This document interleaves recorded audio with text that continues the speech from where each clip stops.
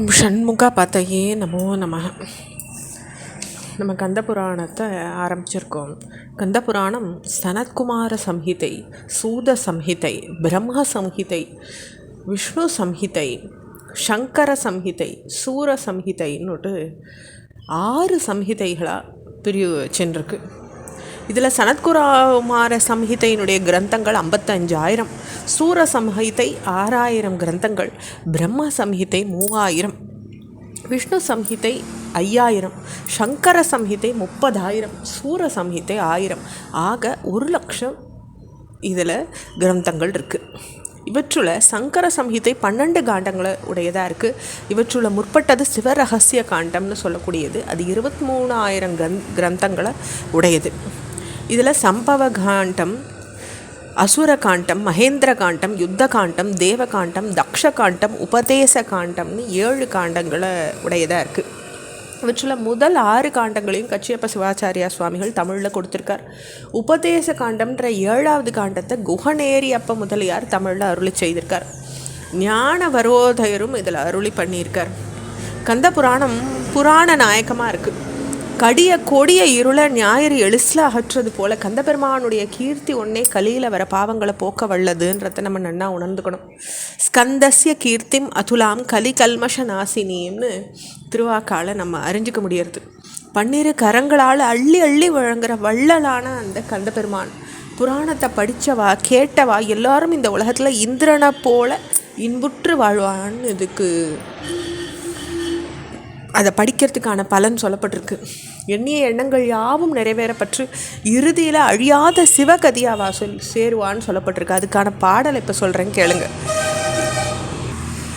இந்திரராகி பார்மேல் இன்பமும் இனிது மேவி சிந்தையில் நினைந்த முற்றி சிவகதி கதனில் சேர்வர் அந்தமில் அவுணர் தங்கள் அடல் கெட முனிந்த செவ்வேள் கந்தவேள் புராணம் தன்னை காதலி தோதுவோரே அப்படின்னு சொல்கிறார்.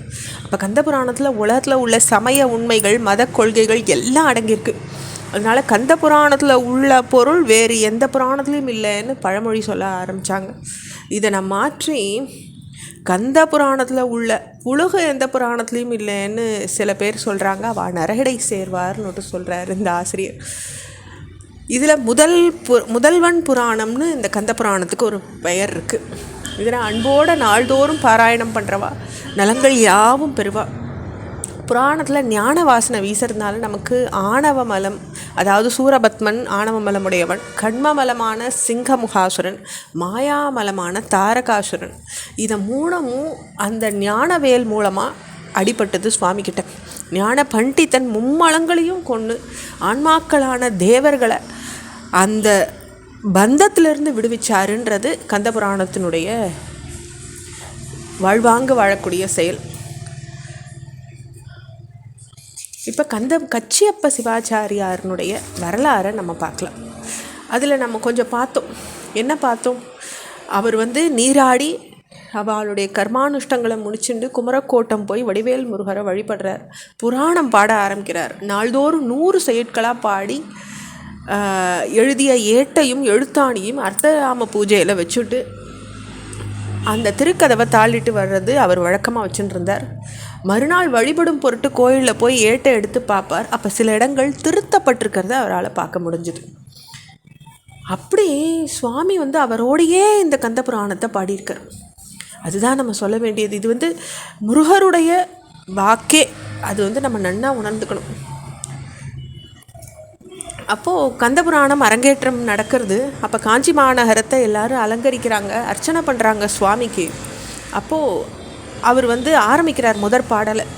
திகட சக்கர செம்முகம் ஐந்துளான்னு ஆரம்பிக்கிறார்.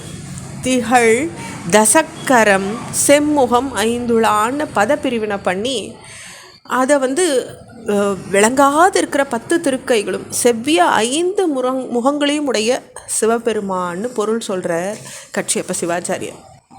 அப்போ அந்த அவையில் இருக்க தமிழ் புலவர்கள் சுவாமிகாள் திகழ்தசம், அதாவது திகடசம்னு புணர்வதற்கு விதி தொல்காப்பியத்தில் ஒன்று கூட இல்லையே, நீங்கள் இந்த மாதிரி ஒரு வாக்கியத்தை அமைச்சிருக்கீங்களேன்னு கேட்குறாங்க. அப்போ கச்சியப்ப சிவாச்சாரியார், இது நான் சொன்னதில்லை, இந்த முதலடி என் வாக்கு இல்லை, இறைவனுடைய திருவாக்கு, முருகன் தந்த முதலடின்னு சொல்கிறார் கச்சியப்ப சிவாச்சாரியார். தொடர்ச்சியை அடுத்த பகுதியில் பார்க்கலாம். முருகாச்சரணம்.